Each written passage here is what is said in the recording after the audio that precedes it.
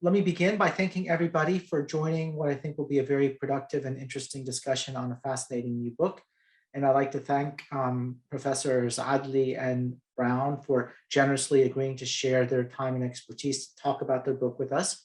And I'd like to thank also my colleague Mariana from the law faculty, who generously agreed to read the book and provide comments.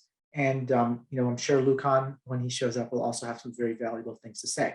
So we're going to begin by allowing Nathan and Amr some time to talk to the book. And so let me just do some brief introductions. Nathan is a US scholar of Middle Eastern law and politics at George Washington University. Brown's a professor of political science and international affairs at the Elliott School of International Affairs and the former director of its Institute for Middle East Studies.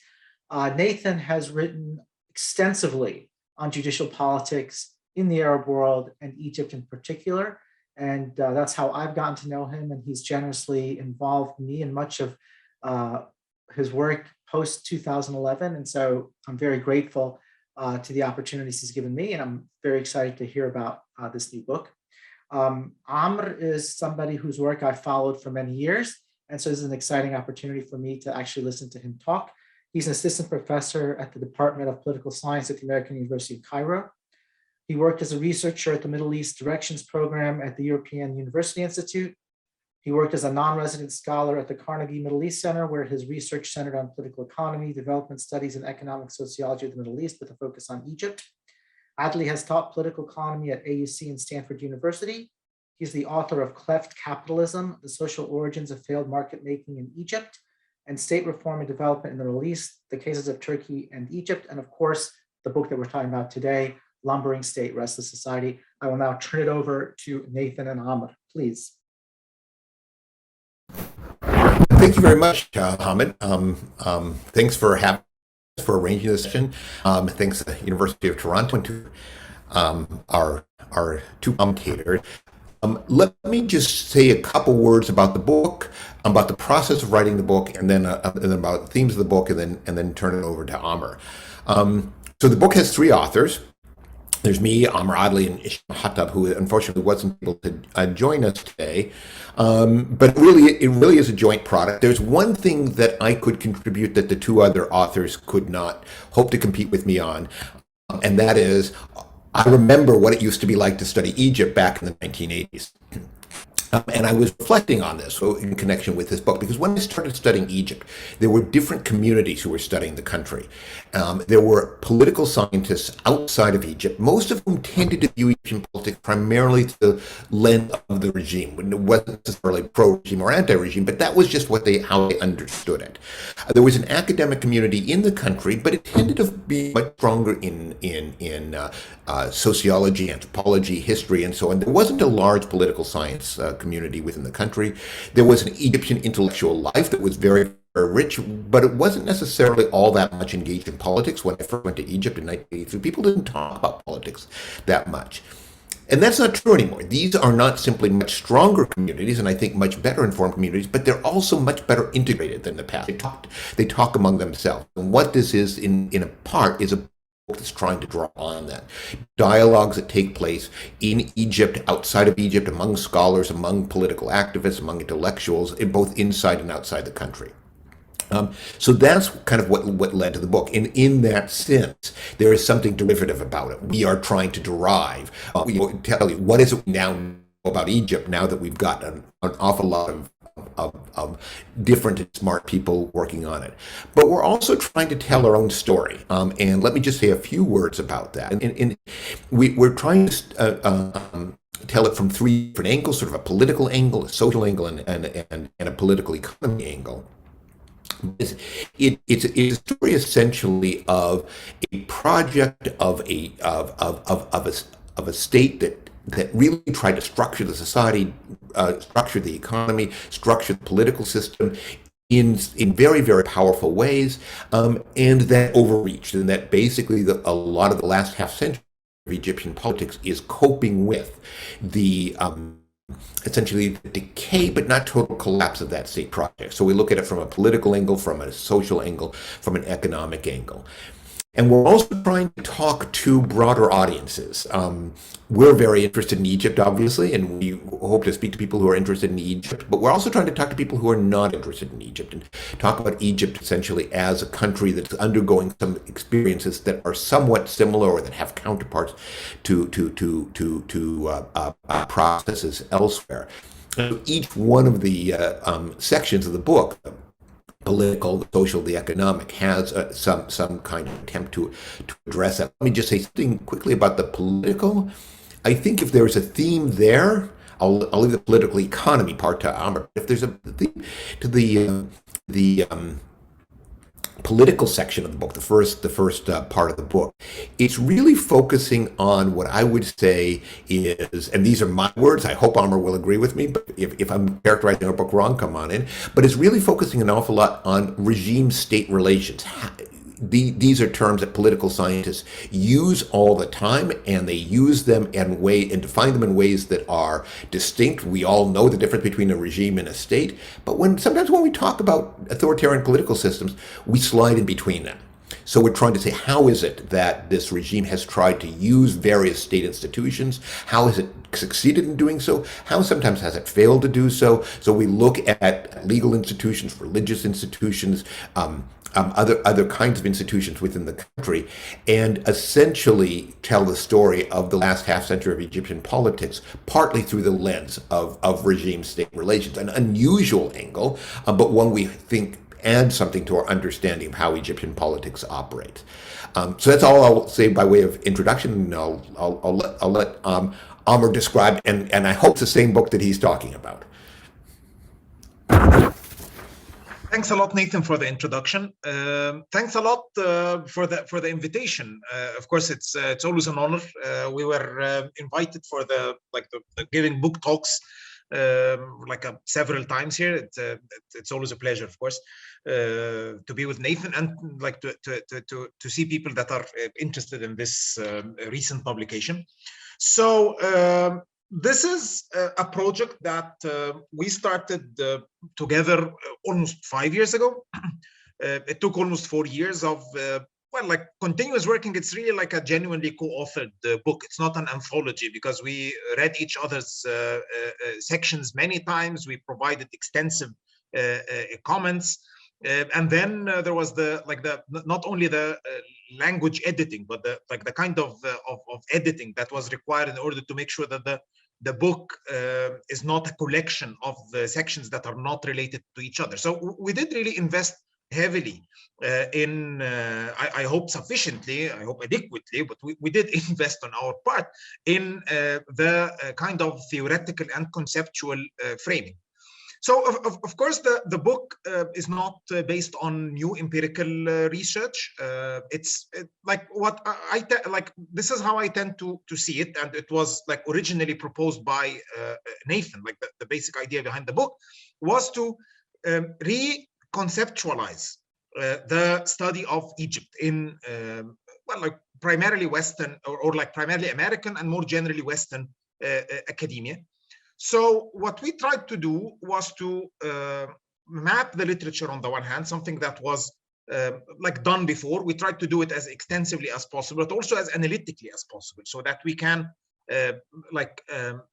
bring in some fresh air really into the basic units that were traditionally or historically adopted in the study of Egypt, and more generally the Middle East, of course. I don't mean to be Egypto-centric here by claiming that whatever applies to Egypt applies to the Middle East, but I'm just saying simply that the study of Egypt has been part and parcel of a broader scholarship that tackled the Arab world, the Middle East and North Africa, and hence our contribution hopefully goes beyond the single case of Egypt.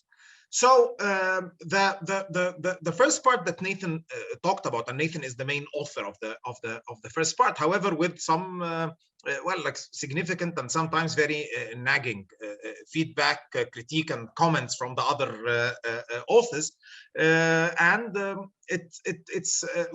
I think that rethinking the position of the state analytically in Egypt in relation to regimes, I think is quite helpful.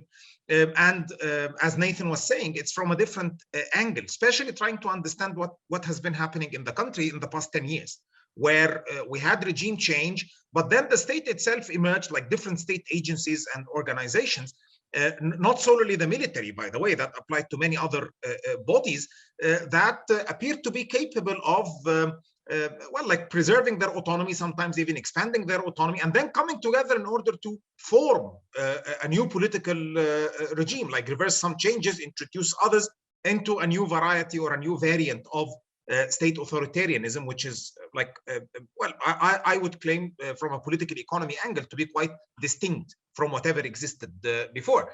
So that itself is something that is like required some analytical and conceptual rethinking of how to like position the state versus regime in the case of Egypt as two analytical categories that have always been in tension in like through political science more generally. So we tried to do pretty much the same thing in political economy. This is the section that I like primarily authored, but with a very like big input from the two other authors as well. Like as I was saying, you usually have these like chapters that were written, and then they would keep going back and forth with rather extensive comments that would go into details. And in the political economy part, what we tried to do was to retell the story that like basically all people that are specialized in Egypt, and I would even claim the Middle East more generally, know about. It's the story that well, like has to do with state market relations, state economy relations more generally, whether we start with the 1950s and 60s following independence, when Egypt had a model of state-led like the development that was more dependent on the public sector following independence, like many other countries in the global south, or later on when we refer to infitah, or the opening up under Sadat, to be followed by a succession of reforms, quote unquote, of course, like the policy changes that were induced to a great extent by the Western realignment of the country as of the 1970s, having to do with increasing privatization, a bigger private sector, a relatively more market-oriented development model. So what we tried to do here is to retell the story while trying to be critical again to some of the basic analytical units that like proved to be quite predominant or prevalent in the story and how it was told like about Egypt. So one of the things that we tried to bring about is to understand the story of market making from like a bottom-up perspective. The idea that we have a state that definitely initiated these transformations, informal politics, either having to do with the regime preservation attempts under Mubarak, dictated to a great extent the scope as well as the pace of liberalization, of privatization. And this is already extensively covered in the literature on crony capitalism, on state capture, on rent seeking, on all of these forms that one way or another come under the neoliberal story of either Egypt being a case of reforms that did not create a market because there weren't enough reforms of these. So you have this narrative about Egypt like still being state-led, even way before the situation that we have nowadays. Something that, so it's either the story that not enough was done, or the story that you have earlier reforms that were captured, which is more of like the post-Soviet story, where a form of non-market capitalism emerged with high levels of collusion between the state and big businesses that are cronyistic, that are predators, that are etc. While at the same time, that, of course, story tells us, or like, well, suggests at least, sometimes implicitly or many times explicitly, that state actors followed a certain strategy and shaped the market, either in order to serve the requirements for regime sustaining and regime reproduction, or to serve the more cynical interests in self-enrichment or in capturing state-owned assets, giving it to their cronies, etc. And both are not mutually exclusive. They both could live with each other.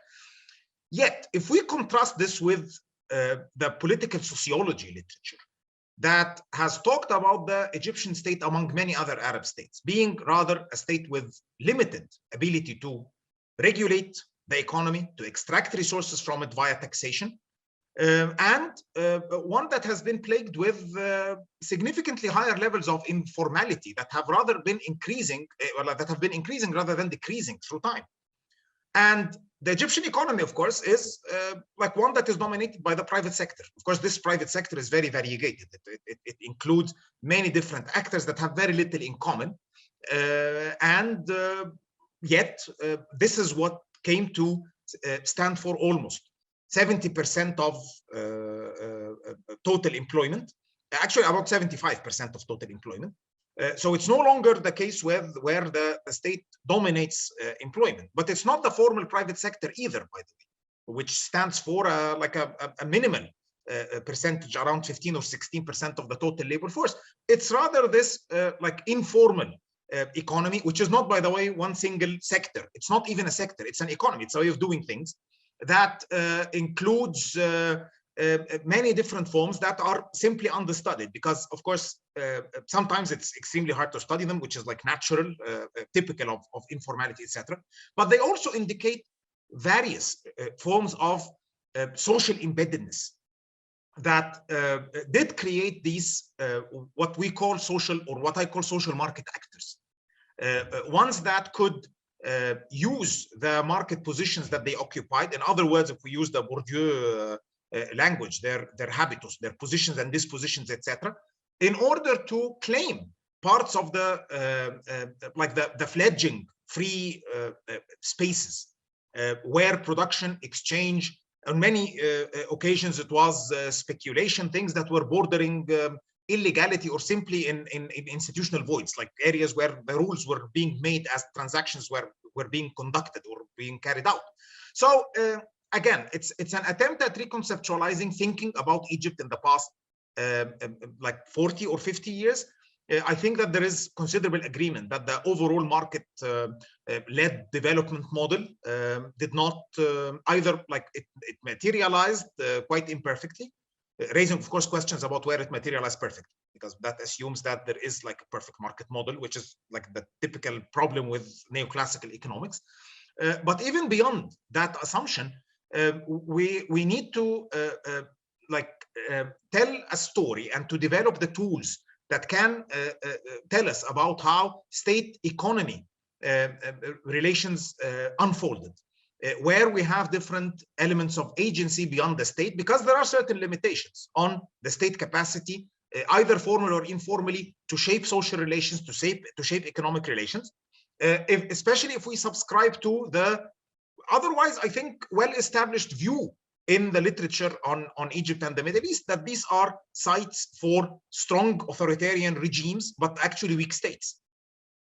And this is something that I think if we bring these two schools or these two currents to meet each other, because they don't really talk much about like with each other, and I think that these have to do with their ideological roots, that the stress over the lame Leviathan in countries like the Middle East, as well as this is the term that was used to describe authoritarian regimes in Africa, but I think that it applies very much to the Middle East and North Africa, which is, by the way, Africa as well.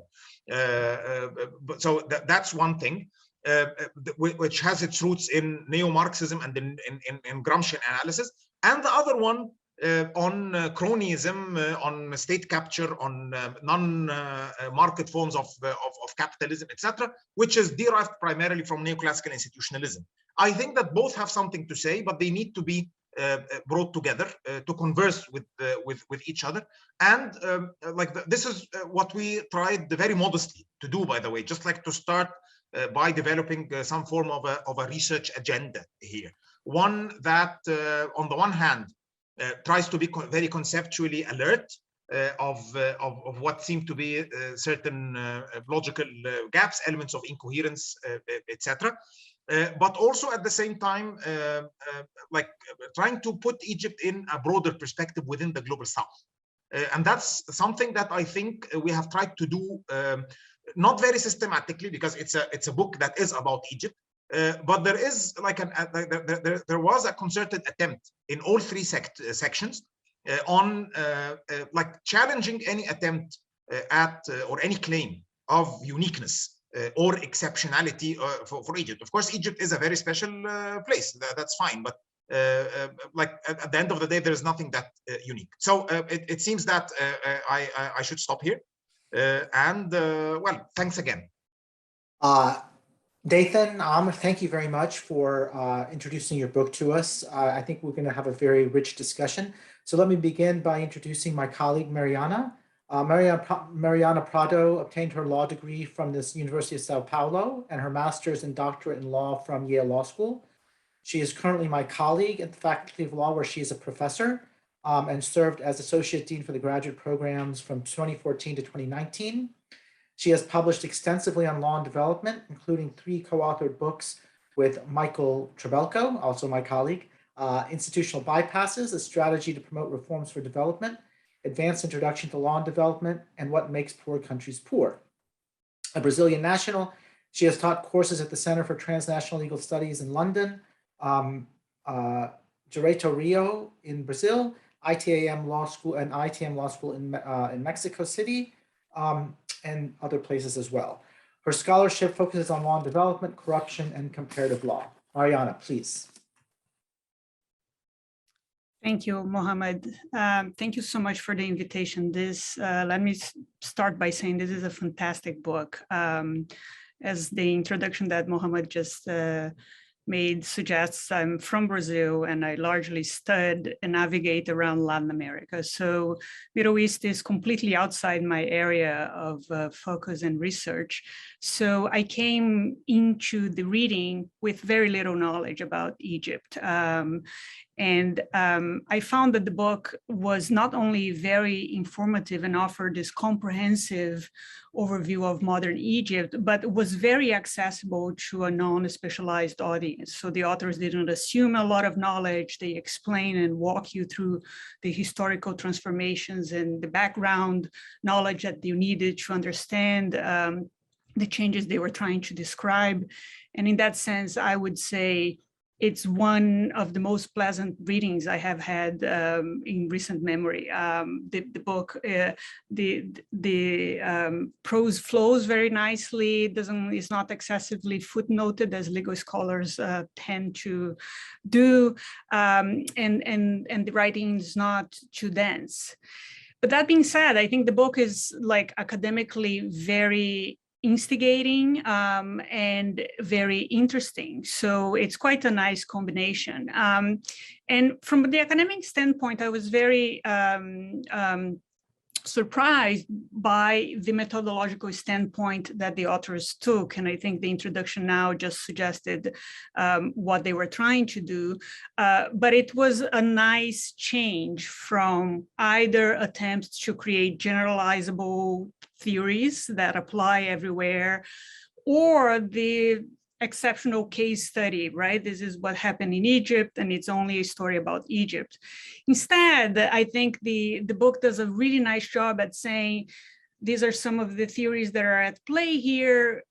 This is the extent to which they offer a useful framework to understand Egypt, and these are their limitations, right? But in discussing their limitations, I think the authors don't fall into exceptionalism and instead create a dialogue, especially with other countries in the global South. So I was very particularly interested when I started reading to see how Latin America was going to feature, which features prominently in the second part of the book.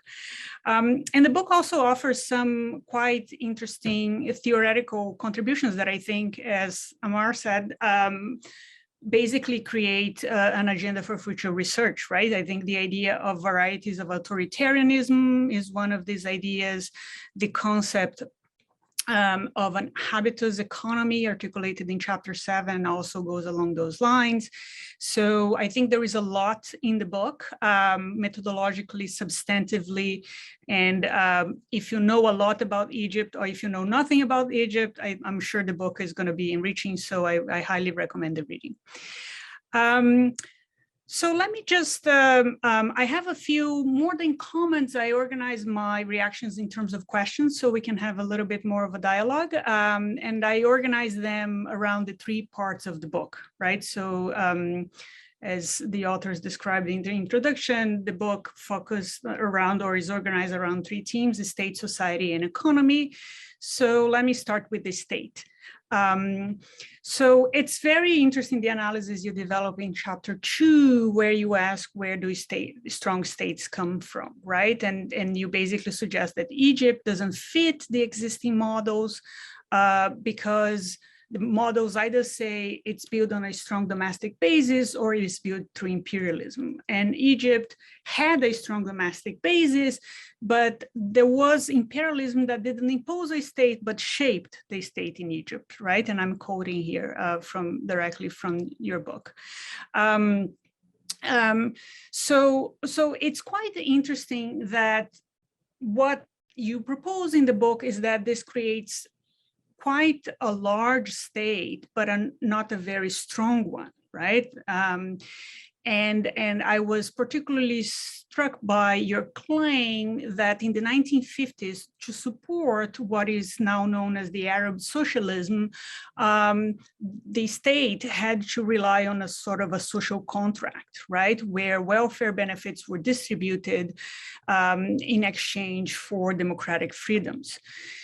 So I think my first sort of question or comment is that I have a sense that you articulated this quite nicely in chapter 2, but I didn't see this idea coming back like fully articulate in the other chapters, but I was perhaps reading it into every single portion of the book, which is, this is a state that is not able to impose itself, is always trying to negotiate its maintenance. And the regimes that come throughout the history of Egypt are sort of trying to navigate all these forces in order to maintain themselves in power, right? So a little bit of my reading of the book is this idea of a social contract comes fully articulated in chapter 2, but you can see it again in the second part of the book related to society, in the third part of the book related to the economy, this attempt to formulate a new social contract every time a new regime comes into power seems to be, I think, a thread that runs through the book. I would love to read if this is a fair reading of what you're trying to do, or if you would like to make some reservations regarding that. Now, going more specifically into your analysis in the first part of the book, for the judicial structures, you show, especially in chapter 3, that they play an important role in this balancing act, right? Interestingly, you map how the judicial structures date back from the 19th century, and thus they precede the presidency, which was created in the mid-20th century. And the result is that the courts become a part of the state, but not necessarily a part of the regime. And I'm literally quoting from you here, right? But you also indicate that the regimes has used some mechanisms to undermine the autonomy of courts over time, and the pendulum swings a little bit back and forth depending on the kind of regime and the particular circumstances, right? But I was particularly curious about a mechanism that you call duplication in the book, where you point to the fact that when the regular courts are not aligned with regime preferences, the regime moved cases to exceptional courts or military courts. And my question here is, are these exceptional military courts a creation of the regime, or they're something that pre-existed the regime? And were instead pre-existing but opportunistically used to pursue the regime's objectives. And I think while this may look like a minor detail, I was curious about this in order to better understand your claim that there were pre-existing state structures and a regime that tried to work with them. And I think my question goes to an attempt to understand whether the regime was creating new structures that were interacting with the pre-existing old state structures, or they were the vast majority of what we're talking about in terms of state structures were pre-existing. If the regime was creating new structures, my follow-up question would be, is there a point in time in which the newly created structures designed by the regime end up being larger or more significant than the pre-existing state structures? So I think that's my question about state. My second question, which is a bit larger, is whether this pattern that you try to map in Egypt of pre-existing state structures and a regime that is trying to impose itself without having full control of the pre-existing state structures, whether this pattern is observed in other parts of the Ottoman Empire. So previous countries that were part of the Ottoman Empire, would you expect to see the same pattern or not? I'm mindful of time, so let me move to the second part of the book. And here we're turning to society, right? And I was fascinated by the author's analysis of state corporatism, which is a topic that I have explored in my own writing. There was a period of time in which I devoted a great deal of energy to understanding Brazilian labor unions. So I immersed myself in this literature.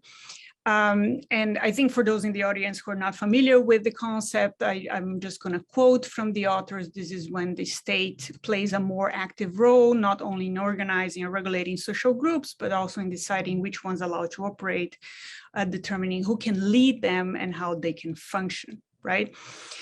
And this is in the second part of the book, in analyzing state corporatism.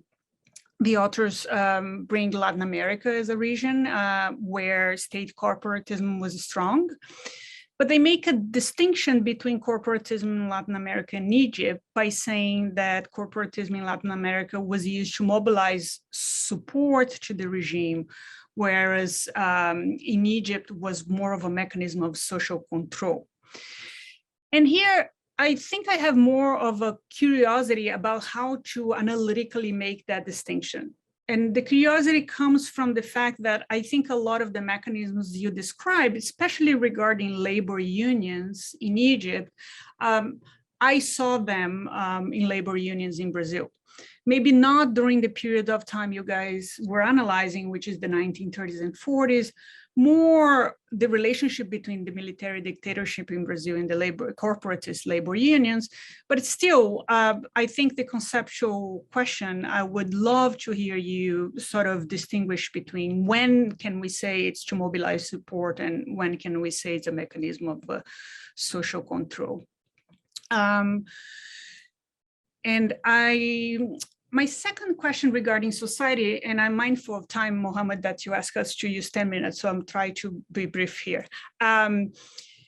So my second time regarding society relates to universities. So the book doesn't talk extensively about universities. So I'm wondering if you could just give us a glimpse of what the universities were doing in the process you're trying to map. But more specifically, I was curious about their role because in chapter 4, you say that the trade union law, when it was passed, in line with this corporatist structure, obliged government to provide jobs to all university graduates. And that got me curious in terms of, did the government get control over which students or how many students got into university? Did the government have control about curriculum, about what was taught at universities? So what is the role that universities are playing in this process? I'm going to turn now to the last part of the book, which is focused on the economy. And here, I think the introduction already provided, Amr provided a pretty comprehensive map. So my very brief 2 questions here are, there was a liberalization process that started in the 1970s, which is very, very early, right? Especially when you consider when liberalization took place in the Global South. So I'm just curious about what were the forces that ignited it so early in Egypt, because I felt a little bit like the chapter starts with liberalization took place and then you describe what ensued. So I just want a little bit of the background there. And then my second question is a bit more conceptual, and it's related to your concept of habitus market. So I felt like there are parts in which the concept seems to be trying to capture a particular market dynamic. It's almost like this is a varieties of capitalism, kind of one of a typology to be inserted is neither liberal nor coordinated market economies is a third type. But I felt that in other parts, you're suggesting more of a methodological move. It's more of a way of conceiving economic relationships and what we should be looking at, not exclusively economic dimensions or the rational actor model, but also not exclusively the social dimensions, but a mixture between the two. So if you could clarify that would be superb. And my closing note here is just literally a note, is not a question, but throughout the book, I was very struck by how much law is used by the authoritarian regimes in Egypt, right? They kill people, but the killing is not extrajudicial killings, right? There is a process, it goes through a court, the person is sentenced, and then they have a death sentence. So there is a lot of legal action in the process of the regime asserting themselves. And that reminded me of the work of Anthony Pereira, Authoritarianism and the Rule of Law, where he maps the differences in which military dictatorships in Latin America have used the law, right? And he puts them in a spectrum, saying Chile was the most extreme in ignoring law and just using sheer violence. Argentina was in the middle, Brazil was in the other extreme, using a lot of law. And I think a little bit of my question, if you're familiar with Pereira's work, is Brazil and Egypt quite similar in that sense? So I'll leave it at that. Thank you again. This is a fantastic book. I highly recommend the reading to everybody watching the event. And I think I'm way over my time, so sorry about that. Thank you, Mariana. It's okay. I will forgive you because all your interventions were very, very useful. Finally, I'd like to introduce our colleague from political science, Lucan Wei. Wei's research focuses on democratization and authoritarianism in the former Soviet Union and the developing world. His most recent book, Pluralism by Default, Autocrats and the Rise of Competitive Politics, examines the sources of political competition in the former Soviet Union. His book, Competitive Authoritarianism, Hybrid Regimes After the Cold War, was published in 2010 by Cambridge University Press. Wei's work on competitive authoritarianism has been cited thousands of times and helps stimulate new and wide-ranging research into the dynamics of hybrid democratic authoritarian rule. He is currently finishing a book with Stephen Levitsky under contract with Princeton on the durability of authoritarian regimes founded in violent revolutionary struggle. Lucan, please, thank you. Thank you so much for inviting me. This was a real pleasure to read this book. First, let me just say quickly, it's an amazing title. I know that's not, I don't know who did it, but it's incredibly evocative, and I think it really kind of nicely summarizes to me what is a sort of a major message in the book, which is about the sort of the continuing role of the state and the somewhat ambiguous role of the state. So I just want to congratulate you on that beyond anything else. So broadly speaking, I sort of have kind of three big comments. The first relates to kind of what I think is the biggest contribution of the book, which is about sort of, unpacking the state regime relationship. And I mean, this is really an important contribution because, regimes, the term regime in authoritarian context is highly contested. I'll never forget this time that I was asked, when I first arrived at the University of Toronto, I was asked to present at a conference on Azerbaijan funded by the Azerbaijani consulate in Toronto. And I was really nervous, and I figured if I was going to be paid by the Azerbaijani consulate, I would need to sort of criticize Azerbaijan unless I'd be seen as, as a toady to Azerbaijan. So I stood up in front of the consulate and I said, the Aliyev regime did this, they were, corrupt. The Aliyev regime was dictatorial and bloody and stuff. And then we had lunch afterwards. It was very awkward. And I was expecting them to be, very, unhappy with, because I'd criticized them so much. And they said, Professor Wei, we know we're authoritarian, we understand that we're violent, that we understand that, of course, we're corrupt, but why did you have to call us the regime, the Aliyev regime? I mean, that's what they found so insulting, right? And I can sort of understand it, and it sort of points to kind of, we'd obviously never, as you mentioned in the book, never call it the Obama regime. And I think there's a real reason why that's the case, which I'll go into in a second. I don't think it's purely sort of, I think, they had somewhat of a point, but I think it's actually quite reasonable, by the way, in the case of Azerbaijan, to call it the Aliyev regime. But I think it points to sort of the ambiguity around the term regime. The most common usage of regime, of course, is democracy versus authoritarianism, right? But obviously, this is very different when you talk about the regime. And the regime refers to sort of, I think, more in the usage of the political scientist Barbara Geddes, whose work, makes a very famous typology between different types of authoritarian regimes based on basically what is the dominant institution. And you have personalist regimes in which there's basically, at this extreme, no distinction between the government and the state, right? Gaddafi, Saddam Hussein. You have military regimes in which, which of course is most relevant for Egypt, in which you have more of a kind of a prominent role for the state. These are kind of, and then you have finally party regimes, which I'd actually be curious, what you think in terms of the role of the party in Egypt. And it doesn't seem to play much of a role. But anyways, I think that the, what I really like about this book is the fact that, is this the first section where you really show these subtle shifts over time in the sort of the relative role of the autonomy of the state and the importance of the leader, sort of greater personalism under Nasser, greater state autonomy under Sadat. I think this is a real contribution and is something that is sort of genuinely confusing in the terminology of authoritarian studies. And I think this is, is by itself, to me, is the biggest contribution. The only thing I would sort of add, you can always sort of ask new questions. I think I might sort of, if I were to kind of push you more, is to sort of talk more about sort of why, we have, at least in my mind, such a big, difference between a kind of, Libya type, which is, really personalistic under Gaddafi, versus a more, stronger state under Egypt. That's sort of, it's kind of the obvious question, but I'm sure that's perhaps been answered elsewhere.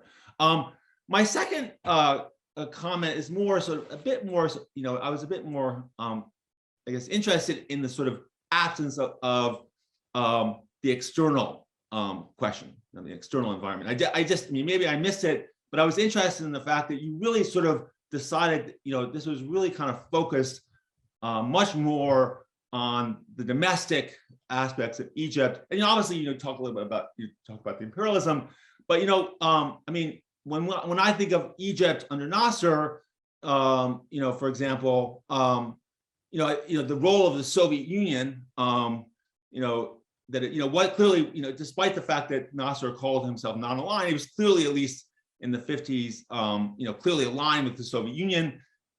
He in the Khrushchev era, Egypt received about a quarter of all Soviet foreign assistance, well over $1 billion.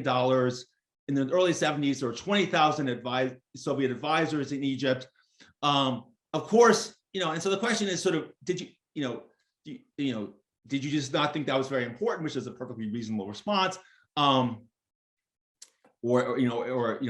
does it, or what do you think about that? Of course, and then we have, in the late 70s when Egypt makes a turnaround, and after the Soviet Union had given it enormous amounts of military aid, the Egyptians, Sadat says, so long suckers, and sort of allies with the United States. And then we have more recent work by Brownlee, which sort of focuses a lot on the role of the United States in sort of Egyptian outcomes. So I'm just, and also finally, when you talk about 2011, I mean, it's interesting that you really, there's a mention of Tunisia, but, when I think of 2011, I think of, diffusion and it all starts with Ben Ali, and then you mention it, but it's not very important in your story. So I just have a question in terms of,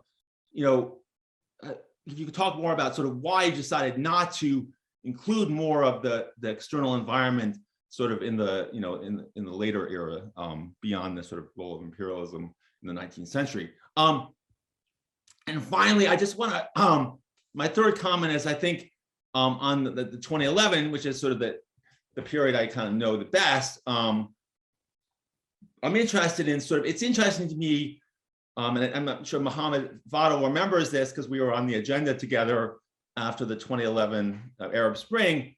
I mean, the whole reaction of the Middle Eastern studies to 2011 really reminded me of the sort of literature on communism after 1989, which was this tremendous focus on uncertainty, for one, right? And sort of this sense that sort of all options were on the table and the like, and sort of elite choices and, the lack of predetermined outcomes, which, at a certain level is true. However, it always, and this is one, it's the one case in my entire life where I've actually accurately predicted something. So I feel like I need to sort of advertise it, because it never happens. I'm wrong about everything. I didn't predict Putin's invasion and anything like that. But I did actually in 2011 not think that there would be democracies at all. I just assumed that there would be authoritarianism in Egypt for two reasons. Because one, in contrast to 1989, there was no fundamental shift in the geopolitics of the world. I mean, in 1989, in 1991, you had the death of a major superpower, and that was a major structural shift, which sort of allowed for democratization in Eastern Europe and elsewhere. But also in Egypt, I mean, if you simply looked at who you think in January of 2011, what were the two most powerful organizations in Egypt? Muslim Brotherhood and the military. That does not make one optimistic about the fate of democracy. You didn't have to know the ins and outs, and Walid Goim and all the Google guys and all these nice intellectuals who I would be friends with, but they were the ones who you kind of knew history was about to squash them. And maybe I'm being, but and I felt it at the time, and it turned out to be true. So maybe I was just like a broken clock is right every 24 hours. So maybe that just tell me that's that I don't know what I'm talking about. But anyways, it feels like I want to press you on sort of, you seem to continue to kind of insist on the sort of uncertainty around 2011. It just feels a lot less uncertain to me. So those are my three comments. Thank you very much. It was a great book. It was, I really enjoyed it.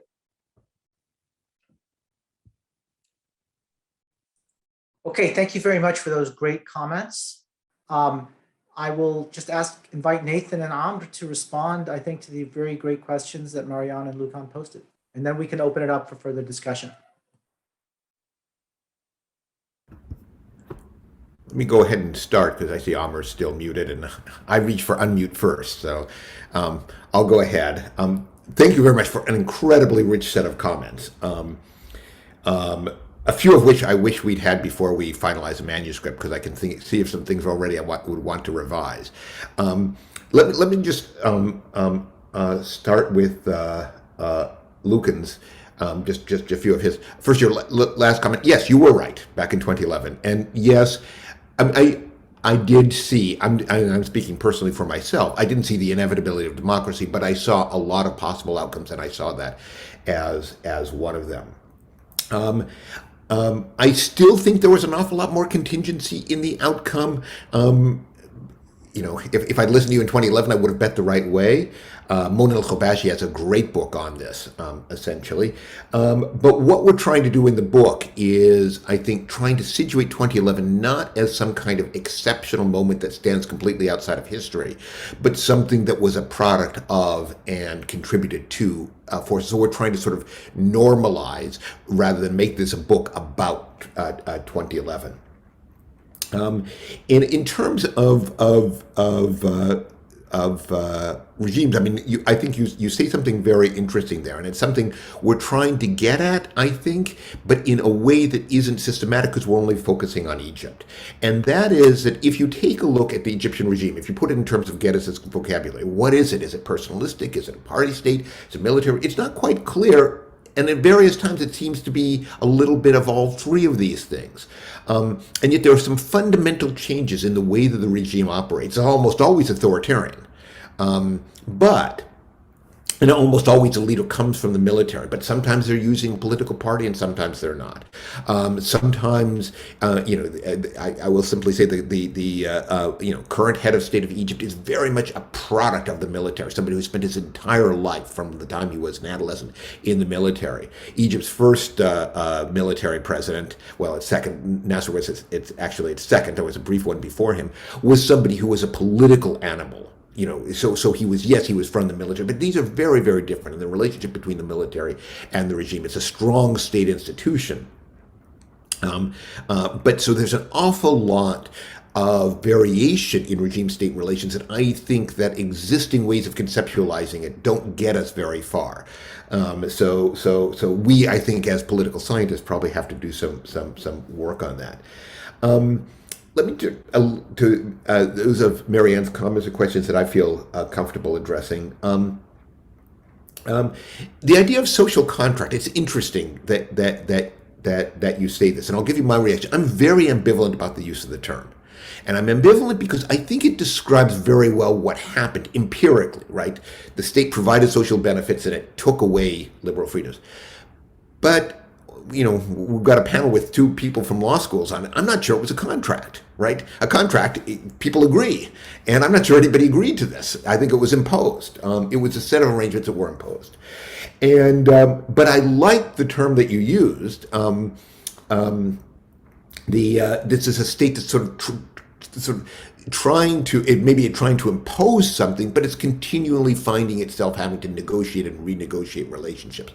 So that's a concept that I'm a little bit more familiar with. And again, but just one quick observation here: where does the idea of a social contract come from? If it was imposed, here my memory is, and I'll welcome to be corrected. It was actually a specific political project by some Egyptian intellectuals of the 1980s who basically said, okay, the state is jettisoning many of its social welfare commitments. This is a time to press political liberalization.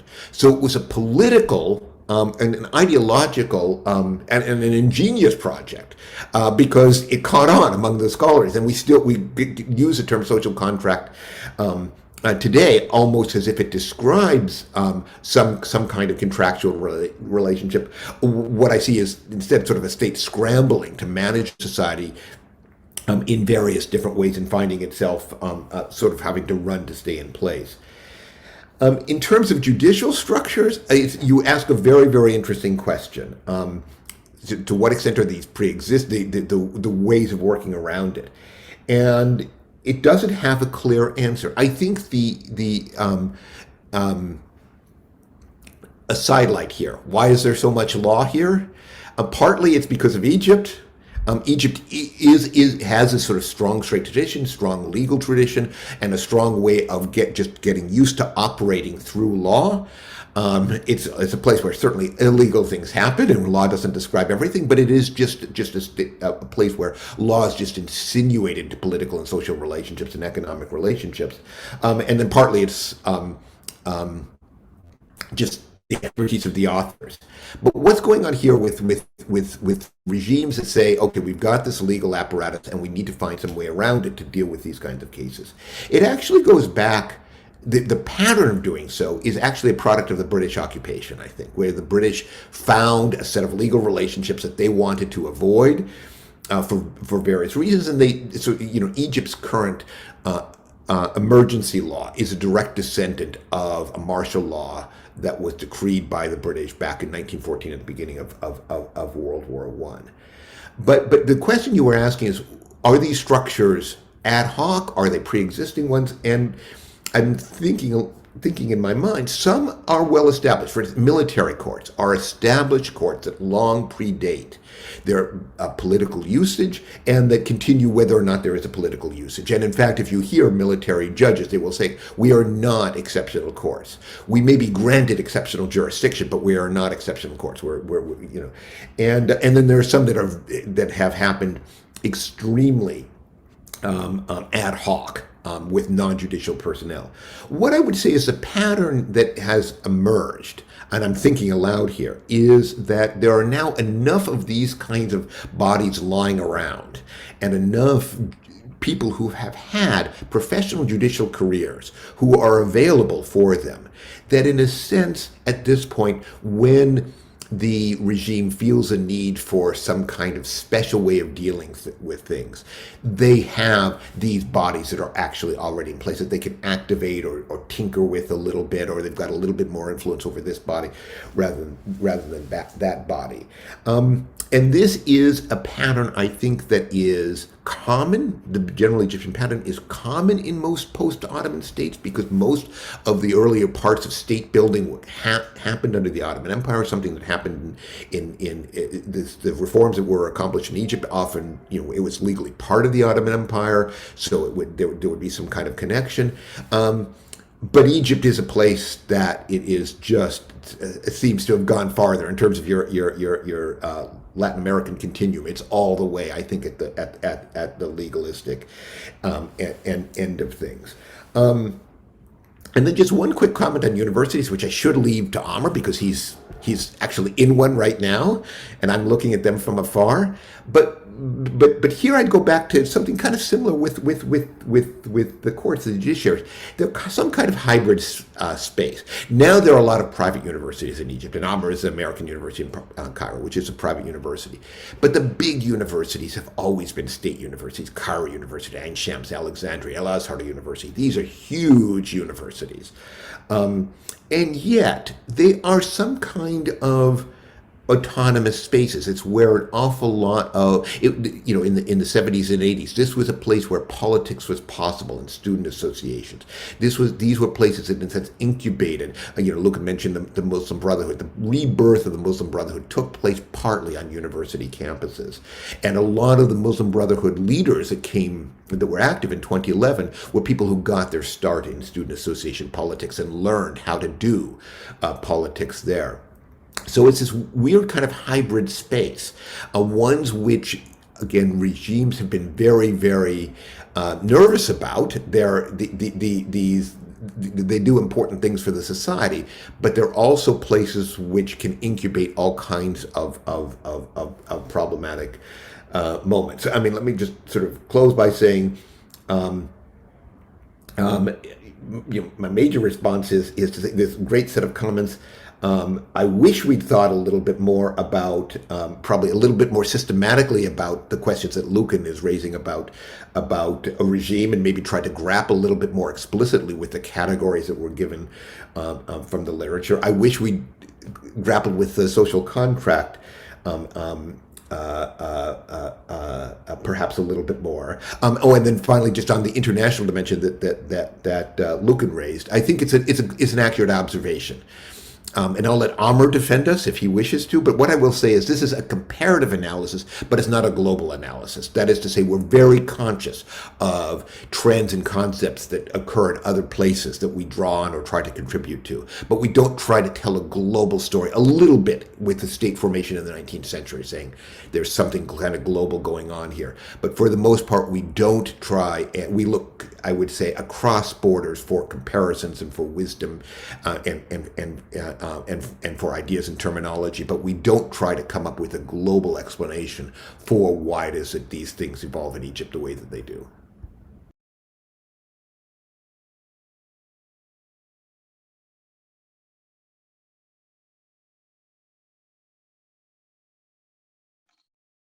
So should I jump in? Please. You handle all the things I wasn't able to answer. Okay. Well, I can't promise that. Well, let me first really thank Mariana and Lucan. That is extremely interesting for me, that we have people that are not specializing in the Middle East or in Egypt, and that got to read the book and that actually found it like somehow useful and engaging. This definitely like vindicates the view that we adopted, trying to stress the comparative dimension on an inter-regional basis within the global South. So I'm like, this is something that I find very interesting, because myself I'm very much interested in reading, of course, on like secondary basis about the political economies of different regions, with a special interest in Asia and in Latin America. Definitely, and this is something that is to a great extent missing in area studies. The idea that they have often either looked inside or looked in terms of the relation with the core, rather than how they relate to each other and how they compare to each other. Again, like building on Nathan's point. So let me start with Wade's point on the external factors. I think that they are on the on the background, but in a very unbalanced or uneven way throughout the book. Meaning that when it comes to the economy section, it's not because I wrote it, but because the approach started with Egypt being a peripheral or a semi-peripheral economy, that itself brought in a world system theoretic framework. So there's this mention of the Paris Club agreement, of the foreign debt and the IMF conditionality, the role of the US, the conflict with Israel, the relations with the Gulf countries, the two oil shocks. So you have this, I would say, fairly well in the background, but most probably only in chapter 7. Even in chapter 8, you have again, we are back into the comparative rather than the stress of how different parts of the globe were related to Egypt at the time. And most probably, I do agree with you that this is potentially a lacuna. That well, it like you spotted something that like should have been pursued more systematically. So moving into the habitus economy, I tried as much as possible to have it more of an, like from a methodological or an approach perspective. So it's not really a typology, because all markets to an extent are habitus based. And here I tried to base this, but of course we didn't have room for much theoretical elaboration. I tried to base it on the big tradition in economic anthropology that stretches back to Karl Polanyi and that finds its way through Bourdieu. Bourdieu is an extension to a great extent of Polanyi. Polanyi himself is like, both are extensions of Durkheim's earlier engagement with the notion of the non-contractual basis of contracts, of like the social origins of markets later on, as would be like expressed by Pierre Bourdieu. So it's really like more of an approach specifically to cases of capitalist transformations in the global South in the past 40 or 50 years, like on more market basis, having to do with integration into a neoliberal globalized order. That I think that a bottom-up approach is needed, so that we can use Bourdieu's approach of like linking the micro and the macro, but not with the aim of understanding how different individuals and like belonging to different networks and to different structures fit into markets, because he already talked about habitus economies in that sense. And in that sense, by the way, they would all be embedded in the case, like which is something that is well established, that it's very rare that you come across markets that are completely disembedded. These are usually stuff that just like appears in the neoclassical economic theory, but that don't exist in reality. And you have extremely interesting stuff about, for instance, how even stock markets are very embedded in certain social and cultural structures. The work, of course, by Flickstein on the political basis for markets, which like all are in the same tradition. But what I try to do here is to like stretch Bourdieu's framework a bit into understanding how micro dynamics, of course, being embedded very relational. So it's not about rational individuals. It's rather about socialized individuals that already belong to pre-existing structures, values, norms, dispositions, and positions, to use Bourdieu's language, how that itself was constitutive of the market space. So it definitely leads to understanding the varieties eventually, but it's not for the creation of a new variety. It's rather I wouldn't say an alternative approach. It's just like a different approach, because varieties of capitalism, of course, was much critiqued when it came to its applicability to the global south. Meaning that it takes for granted that you have rule of law, that you have property rights that are well established, that you have contract enforcement, and then translate into the varieties between liberal and coordinated, etc. But attempts at bringing varieties of capitalism into contexts like Latin America, like China. So there's the work of Ben Ross Schneider, for instance, which is like pioneering, really. And then there's very interesting work on China. So it definitely tries to contribute to this, but not within the framework of varieties of capitalism. It ends there, but it starts more from a political, from an economic sociology, /anthropology perspective. And this is something that I really hope to work on in a more theoretical and conceptual manner in the future. I've been working for the past couple of years on an article, but no reviewers find it convincing enough. Yes, it always ends up here, and then I end up thinking in bigger and bigger literature, and then I get drifted. So hopefully I find a way out.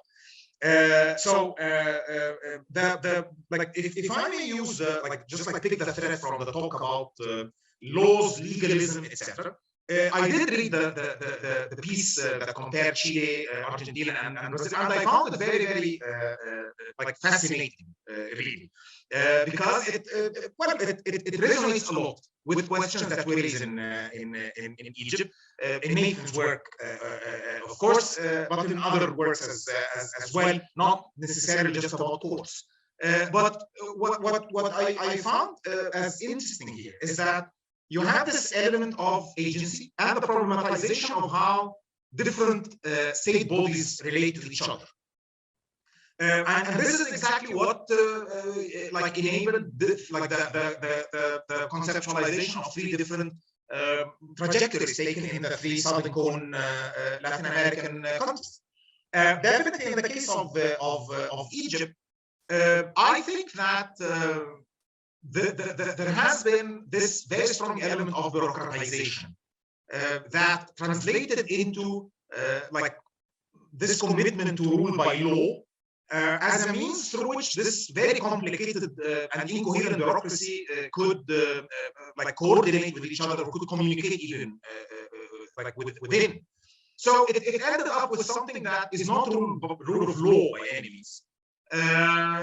And it's not ruled by law purely either, because that would apply that, or that would imply that you have someone that a coherent body that just translates whatever it needs. It's like some form of an absolute monarch kind of rule by law.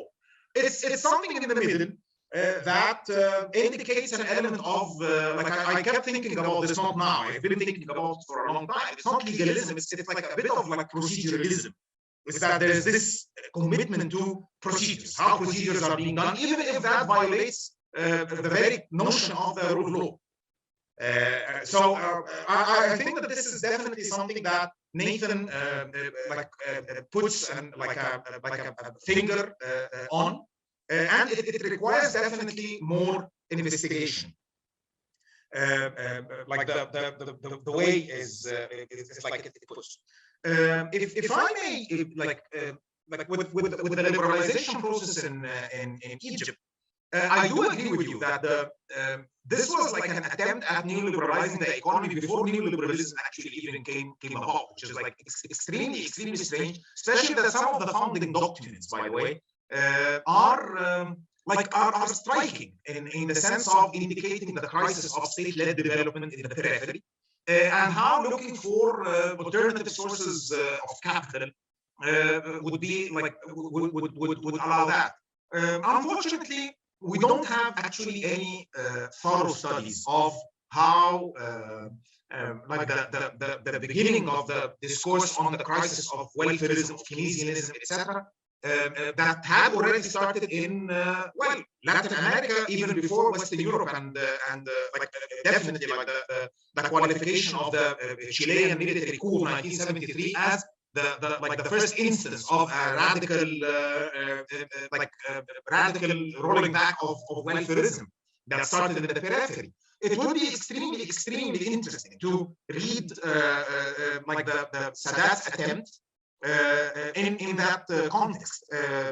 Like I completely agree with you, and this is something that like everybody starts from when it comes to Infitah. Nobody studies Infitah anymore as such. Everybody starts from.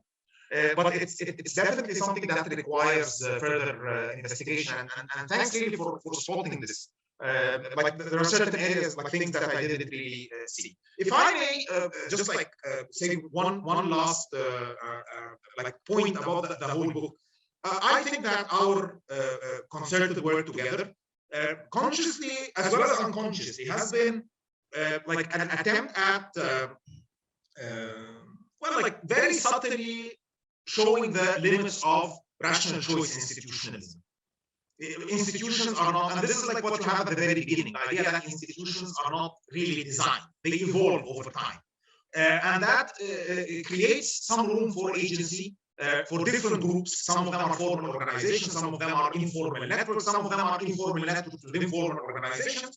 And this creates an element of like agency that allows us to understand in a very dynamic manner and a very nuanced way different trajectories. A story that would be like somehow similar to like this element of like comparing the three Southern Cone countries. So it's overall something that subscribes to historical institutionalism, to critical junctures, to how the process of institution building can be quite messy, not only when it comes to states and regimes, but also to markets and civil societies.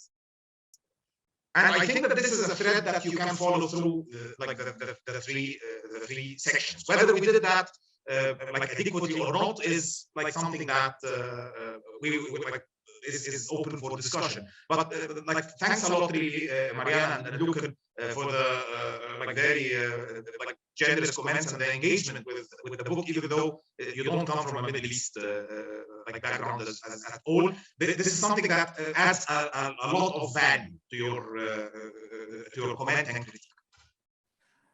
Amr and Nathan, thank you very much for your responses. And I'm happy now to entertain or to ask attendees to raise their hands and ask questions if they so wish, and maybe to catalyze their interest in asking questions. If they don't, I will. And then you have to suffer me. So I invite any attendees who are interested in asking a question to please raise their hand and I will recognize them.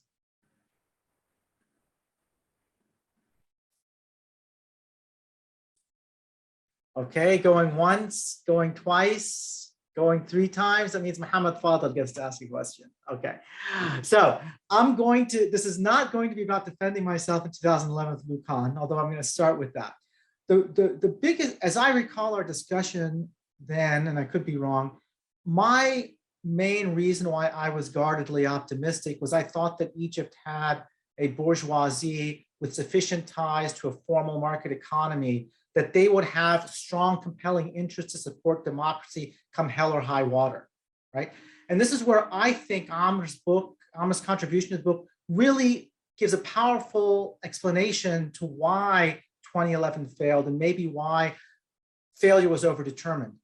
I think the most brilliant part of the political economy segment was the missing middle, the absence of a small and medium-sized enterprises that could be a political economy constituency for democratization.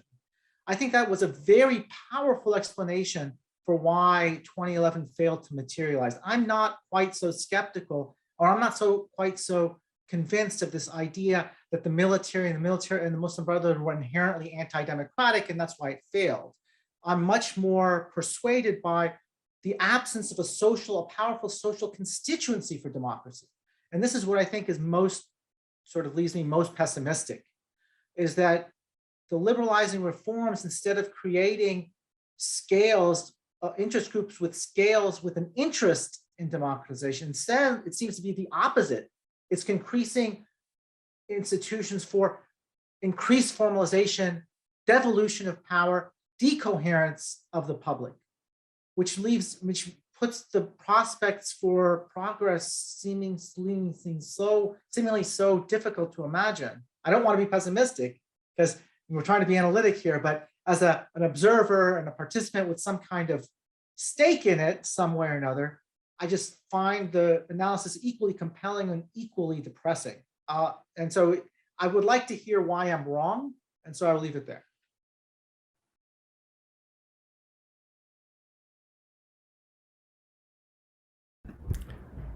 Looked like Lucan had a two-finger, so.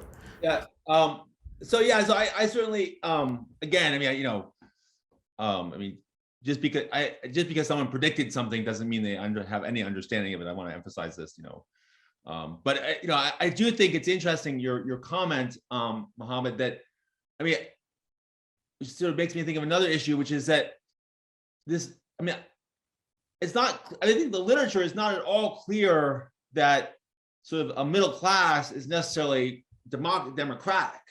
I mean, think of the middle class. I mean, to me, Egypt 2013 most resembles, Chile in 1973, right? In the sense that you have a middle class, which, in the Muslim Brotherhood, instead of the sort of socialists, the radical communists, you have the Muslim Brotherhood, and the middle class is terrified, faces what it sees as an existential threat, and which pushes it towards the military. And to me, that's a sort of perfect comparison. I mean, I think historically, I don't necessarily think it's clear that sort of, even if we had a strong middle class, that would sort of necessarily, make, democracy, necessarily make democracy that much more likely, given the role of the middle class in Latin America and the like, and that it oftentimes actually sort of, and historically, of course, in the 19th century, is against mass inclusion, right? So I just sort of want to push back a little bit on that part. Anyways. Let me throw in some thoughts here. And again, these are personal. They're not sort of based on the book because we don't really address this. But Lucan, I was aware of your prediction because I assigned it to my students, right? Okay. And and what basically I did so in the context of essentially, I think it's usually the case that in these situations of rapid change, right, people who are following it day by day and minute by minute emphasize contingency and uncertainty. And then 20 years later, well, it was all clear. It was, sort of deep structure and so on. So, so yes, my impulse was to say almost anything is possible. I'm not going to predict tomorrow because I didn't expect today. And then maybe later it becomes clear. But I'm still a little bit in the contingency boat, and where I would say where I would come back is it's not Chile in 1973, it's Chile in 1972, right? So there's big forces and all kinds of dangerous outcomes. Well, I shouldn't say dangerous outcomes, but some are dangerous. But other different things could have happened that would have produced very, very different outcomes. Democracy is only one of them, and there's different kinds of democracy. But what we've got is something that what happened was only one particular outcome that wasn't even clear in the summer of 2013 exactly where things were going. There was still a very highly politicized society that in a sense Egypt's new rulers, even after July 2013, could have reconfigured it in different kinds of ways.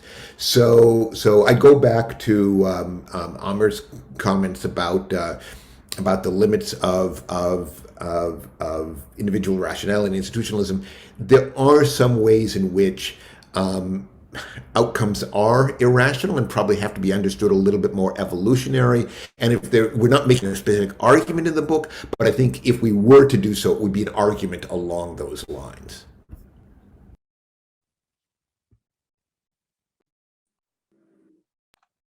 If I may, I like, of course, like I don't want to get sucked into the question of what what went wrong. There are so many things that went wrong in 2011, and you have this debate, not only in Egypt but in the region as such, between whether these were bad choices or already major structural impediments to such transformation. And I think that we can all agree that there were certain, and there are still certain structural difficulties that face transition in that part of the world, as well as many other parts of the world as well. But that does not mean that the outcome is overdetermined. So there are certain choices, but then they have to go against the odds. And then we end up with a probabilistic thing where it becomes more probable or less probable for such transformations to take place. So I believe that the middle class argument, of course, ever since it started with, I'm not sure whether you trace it to Alexei de Tocqueville or to Barrington Moore afterwards, has its own audience. I'm not sure that this is the issue in Egypt. Definitely class elements were there, but at the same time, if we think of the agents that were in place and that had to make certain decisions in order to lower the stakes of power transition or not, then I think that the worst decisions were made facing the biggest challenges. Ending up with a very bad outcome, with Egypt not being the worst, or not being the worst at all. You have other regions where the state collapsed or civil war ensued, etc. But most probably, theoretically, we need to, not just we, I mean in general, people that study revolutionary events, they need to build on the discussion that has already ensued between structural analysis and agents, something that has already been in place for a very long time, and that I think we can build on in understanding what happened in the Middle East and North Africa, away really from any assumptions of exceptionalism, because I can think of many parts of the world where the democratization is not easy, or where democratization proved to be quite easily challenged or possibly reversed. So we are living in times of democratic backsliding. You have this very, very interesting stuff that is being written on cases in otherwise what was thought to be well-consolidated democratic regimes. If you think of Brazil, if you think of India, if you think of Hungary, Turkey, of course. And at the same time, there are I'm sure that in post-Soviet studies, sometimes I come across very familiar arguments about how the structural and cultural and whatever impediments make it impossible for these societies to become democratic. So I think again there is room for comparativeness away from Arab exceptionalism, from Muslim exceptionalism, etc., into trying to understand that in the global context as well. Maybe democratization was not one of the things that I find extremely intriguing, but I have no idea how to study that. Is that what happened in the so-called Arab Spring did contribute directly and indirectly to the democratic backsliding in many parts of the world. So that itself is interesting. And of course, the question would be raised: how was the transition to liberal democracy with all of these challenges in the region? How would that have been possible, given the overall problems with the liberal model, economically as well as politically? So maybe this was an attempt at democratization if it ever was, in the wrong timing. So I don't know, it's I really have no clear answers, unfortunately. If I could follow up, Amr, sorry, since there are no other questions. Since I was so enamored with your argument about the absence of small and medium enterprises as a kind of democratizing constituency, I'm still not quite clear on the mechanism for why, despite 50 years of privatization, this doesn't happen. And if people can indulge me, let me just start with an anecdote. So I spent a year in Egypt as a 21-year-old studying at the American University Cairo, living in Garden City. And people who've been to Egypt know the neighborhood. I would get up from my apartment, walk down Qasr al-Aini or to go to AUC. I would walk by this juice stand every morning, and I would get either fresh orange juice or mango juice, whatever, depending on the season. I come back to AUC 20 years later, this time as a visiting professor to teach in the law school. The same boy who is now a middle-aged man is working in the same store, using the same machinery, selling the same products, just at a different price based on inflation. Now, what structural obstacles are there to prevent consolidation of this scale of business? Like, one would think that there would be a huge profit opportunity for consolidating these small little businesses who are all doing the same thing, a lot of wasted cost. If you could consolidate them, you could acquire inputs at a much cheaper price. You could invest capital at a lower cost of capital and just make a lot more money. So I know Egyptians like to make money. Anybody who's been in Egypt knows that Egyptians aren't allergic to money. So why doesn't this happen? I mean, it's just very puzzling to me. Well, I think that we have a couple of answers here. One is the way the state, like, at least this is how I try to answer it, providing as much evidence as I could in my earlier book that appeared in 2020, is that it's how the broader base of private enterprises or private establishments in business establishments in Egypt, typically these micro and small ones that you refer to, have been related to state-regulated capital-providing agencies. So Egypt is somehow in the middle, meaning that you already have access to finance and physical capital, especially land, desert land, which is quite abundant in Egypt, being fairly controlled by formal institutions that are, if not state-owned, they are heavily state-regulated. And it's not a story of necessarily cronyism or state capture, not exclusively, because there is always room for the creation of alternative opportunities, for the creation of a middle or like small and middle businesses in order to be exploited by the bigger businesses. By the way, this is like typically the case in many of the contexts here, that you have a sort of like a division of labor that is created, either that they don't occupy sectors that compete with each other. So I think it has to do with like what might be called an institutional discomplementarity between the broader base of the private sector, and not only in Egypt, but in many parts, at least in the region, but I think would apply to other parts of the global south as well, and these capital providing organizations that make the broader base entrepreneurial, meaning that they are bent on working, producing whatever and exchanging it on the market. They have no problem with making money if possible, but at the same time they simply are excluded because they are subject to rules that does not allow them to enjoy or translate the form of social embeddedness that enables them to access different forms of cultural, social, and organizational capital, but this remains extremely informal, and you don't have the channels that need to be local and quite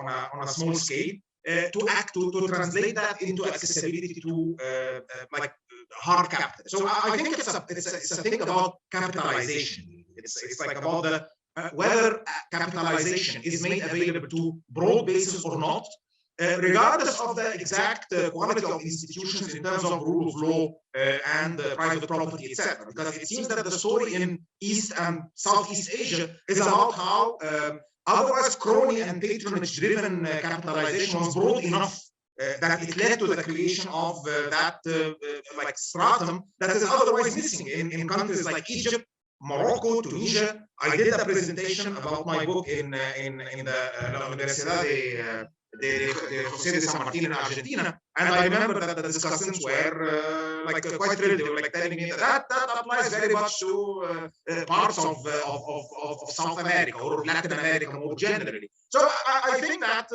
like again, this is a paradigm that is comparative and that can help us in understanding that beyond any assumptions of uniqueness or exceptionalism.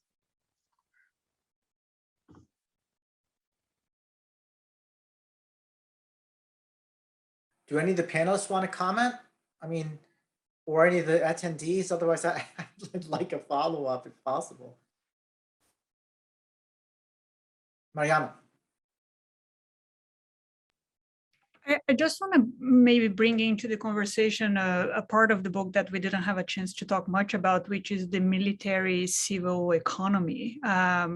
So chapter 8 is an entire chapter devoted to this phenomenon, which I confess I wasn't very familiar with until I read your book. And it sounds like it's an essential part of the story here. I mean, there is a part of the economy that is where the army is producing goods, but producing goods to a civilian consumption, not military equipment or any kind of products of this sort. And so maybe I just want to invite you to expand on that a little bit, because I think we talked a little bit about how this bourgeois middle class doesn't explain the full story. We talked a little bit about how financing may be state control, and then there is bottlenecks. Then how would you articulate this military civilian economy coming into the picture, especially considering that the chapter says it doesn't displace private activity, right? But it does control political power. So I think that at least that to me suggests that might play a role, but maybe I will open an invitation for you to comment on that.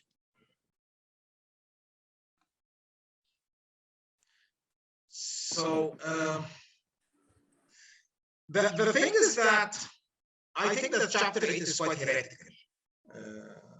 In like it's like it brings up something that of course is like quite sensitive, but also goes against the like liberal consensus to an extent, which sees it as not only in Egypt but across. And there is this like effort that was done, depending mainly on secondary literature, but on again like putting things in relation to other economies. So you have like Turkey, Pakistan, etc. And the moment we look at other cases, as well as the empirical data, we see that the economic part of the liberal argument is not very convincing, because there hasn't been a major crowding out. As a matter of fact, there are instances, if we take a look at the real estate sector and construction sector in Egypt, that has been like driving economic growth and public as well as private investment in the past 7 or 8 years. Actually, the private sector developers have increased in number with the invitation of more medium-sized ones coming in and joining and fitting into the plan to find quasi-market ways that are very speculative, by the way, in order to maximize the value of land, so that they can create off-budget streams of cash that can be used in turn for financing infrastructural projects. That's a dynamic that like goes against the crowding out. It indicates rather like more of a I wouldn't say a classical Marxist, but at least a neo Marxian approach, looking at how, and this is something that, for instance, Angela Joya tried to do in her recent book, exactly on that point, is that she tried to bring in a class analysis to understanding the role that the military has played historically in Egypt, especially in the past 40 or 50 years. And I think that the crowding out thing is not empirically supported. I think it's an overwhelmingly political strategy that falls more into the story told by Nathan, rather than the economy part. It has to do really with the regime formation and with the reconfiguration of power in the past 10 years. Having access to resources, but not exactly like a story where you have a neo-public, like a neo-Nasserist state emerging and displacing the private sector. Nowadays, it's very clear that there is a new accumulation model where at least big business has a strong position, and I would say also multinationals, in certain areas that have been there. So it's like that is at least like the view that is adopted in the chapter. Like we try to capitalize as much as we could on the available like data, which is very scarce, unfortunately. But like I think that there is room for like a more balanced approach to understanding this away from the like the prejudice that we have, that the bigger the role of the state, regardless of whatever the more problematic it is on the market front. Because as was given like examples here, we have cases where the creation of a big business, of a medium of medium capitalism, as well as with a civilian military economy, all happened together in the case of Turkey in the past 30 years. Which is like very interesting, having to do with a certain, I would say, like institutional arrangement that created certain departments that create. So in that case, it would be like the varieties of capitalism thing. Take a look at the formal and informal channels through which this happened. The case of Pakistan is like very much that of a crowding out. But Pakistan is like, and this is something that I try to show. Pakistan seems to be very much of an outlier compared to all the other cases. It's a case mainly having to do with geopolitics, that is where you have the state dominating like the budget, as well as having an extra like an economy of its own. That's a very special case that is not paralleled elsewhere. But one can think of cases like Vietnam, for instance, where market making has been taking place hand in hand with an expanding role for the like military. So I think that, again, like there is an institutional story to be told that would make us create a typology, understand that like how this is new, regardless of where we stand. I mean, like we can be like we can take stances on the idea that the free market is more superior, that the military is part of the state, and that should be subject to accountability, to democratic accountability, etc. But what happens on the ground itself is something that requires very different tools.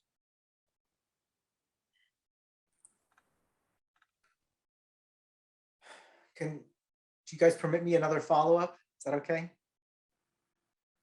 So I take it, Amr, that your first answer to me was a story about exclusion from sources of capital, which seems to be plausible. But that would explain why sort of my neighborhood juice stand has no ability to expand. But it doesn't explain why Egyptian entrepreneurs in the upper echelons of the economy that do have capital don't acquire those small businesses and roll them up into a much more profitable and efficient conglomerate. So I'm wondering if there's also a story about that there's also inefficient protections for these small businesses that allow them to survive, even though they're not necessarily the most efficient modes of organizing production. No, I completely agree, definitely, I completely agree. One of the points, of course, is that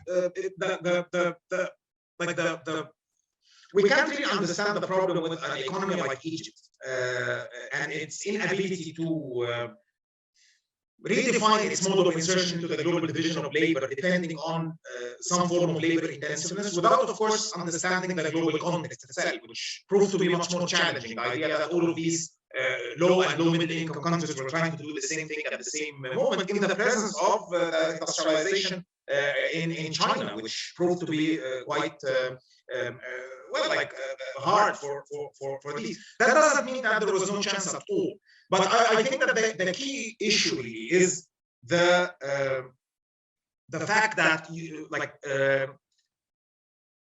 the big guys are usually ones operating in capital and technology intensive sectors, including energy intensive sectors as well, where you have some big elements of rent seeking on the one hand, but also on dependency on fossil fuels. Including very strong ties with multinationals that don't fit very much into the crony capitalism story. If you take a look at the cement sector, for instance, that has been dominated by Lafarge Holcim, and that has been a major beneficiary of Egyptian subsidization until now, by the way, that translates into profits for MNCs. That's a story that has nothing to do with cronyism. It rather has to do with the inability of the Egyptian economy to diversify away from dependency on fossil fuels. That the areas in which it can bring in foreign capital or produce exports are still very much factor-based. This is something that we need to explain. And my hunch is that it's or not my hunch, my a proposition that I can make is that it's about the relations between the state and the broader base of the private sector that could have enabled an element of upgrading and better integration between the ones that are close to the state, that happen to be the big ones on the top, and the broader base itself. This didn't happen, most probably having to do with, on the one hand, not having the right institutional legacy, if we might use the term right.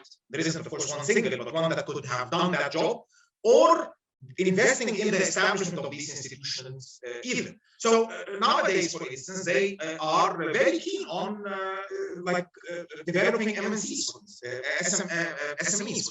That's one of the things that they are interested in. So the issue is not about the policy prioritization, or not even about the resources that they are willing to give. The idea that you don't have the kind of institutional channels that could enable such extremely complex and very demanding form of coordination, by the way. And that has to do, in my view, with political relations between the state and society, giving political explanations for rampant informality, for the lack of trust in the state. And I think one of the problems is definitely the lack of local forms of coordination that do exist even in authoritarian contexts like those of China. I try to show that this is somehow independent of regime type necessarily. Okay, that's great. I want to invite any of the attendees to raise a question. It's hard for me to believe that nobody has anything they're willing to ask.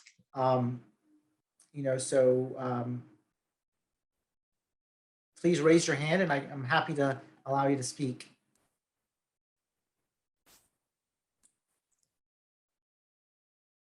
Mariana. Yeah, I was just raising my hand as a backup. So if anybody has a question, please do. So maybe this might be a question for Nathan, but I was wondering if you could tell us a little bit more about the courts during this period of liberalization, in the sense that normally when economies liberalize, and I think this happened a little bit in Brazil at least, the courts are happy to jump in and say, now we have a role to play, we need to enforce contracts and protect property rights. And they, in some countries, they have embraced the neoliberal discourse quite readily, just because then they become somewhat prominent actors in the game. So I was wondering if you could sort of tell us a little bit about, I think we talked a little bit about how this, there is a long history of a judiciary, there is a long history of proceduralism, not necessarily legalism, right? So how did the courts view this liberalization and the neoliberal discourse of property rights and contracts need to be enforced?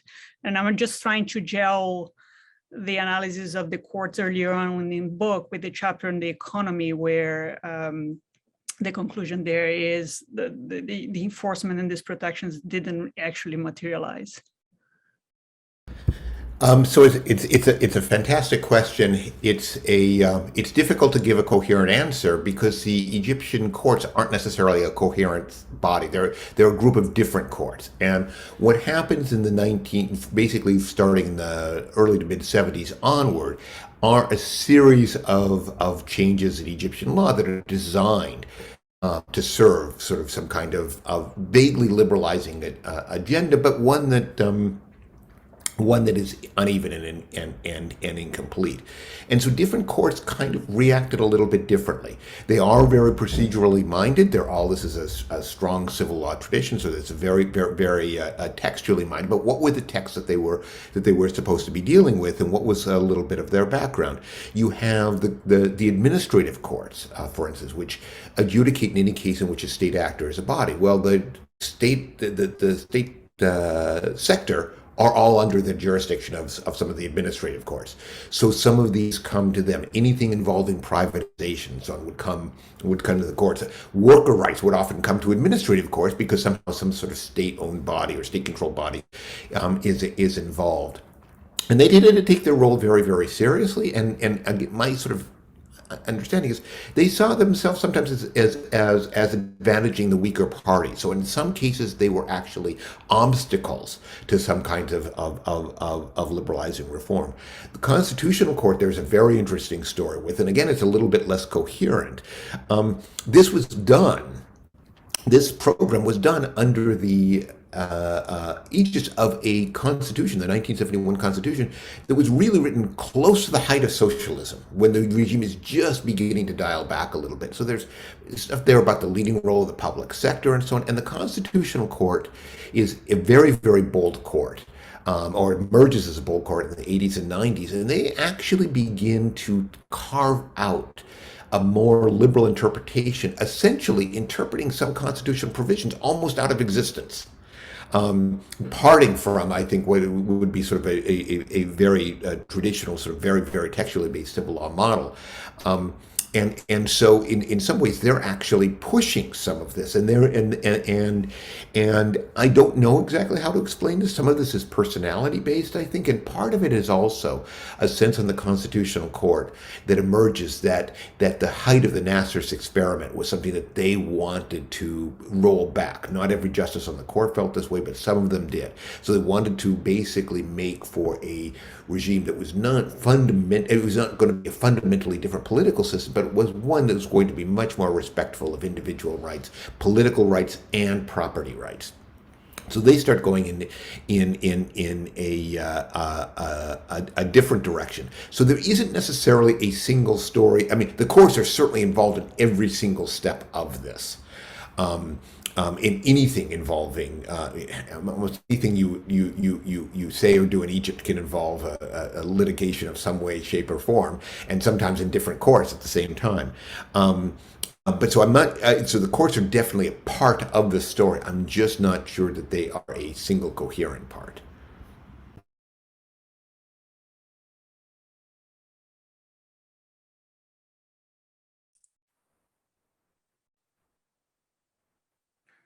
Okay, there are no more questions from the audience. Well, I don't want it to detain our guests any longer than necessary, but let me just ask them if either one of them have any concluding comments before we sign off. Amr, Nathan? Let me add one first. Thanks to both of you and to Lucan, who I had to leave to teach a class. I guess that's his job. Huh? But really enjoyed this. I'll make a confession here. We keep on talking about this being a joint product. Lucan really liked the title, so the title was my contribution. But we engage an awful lot with I mean, you can tell. Amr is the one who keeps on throwing in. Tocqueville and Bourdieu and so on. So an awful lot of sort of the social theory in the book, I think, is Amr's contribution. What is consistent across these, I think, is that the dialogue that you got into essentially about Egyptian political economy is actually, I would just zoom out a little bit and say there's a broader theme in the book that essentially says, we understand these things sometimes as like democracy versus authoritarianism, free market versus command economy, or as a continuum between them.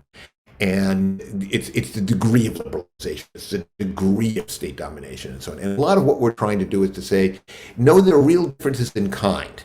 And what I really learned from a lot of Amr's contributions is, and I heard his answer to the questions here, it wasn't just about was the state liberal, neoliberal, was it statist, or a lot of it was about connections and linkages and so on. So it's an awful lot having to do with relationships among various actors, and saying that's where you really have to understand. And it's a much more complex picture as a result, but I think a much richer picture as well.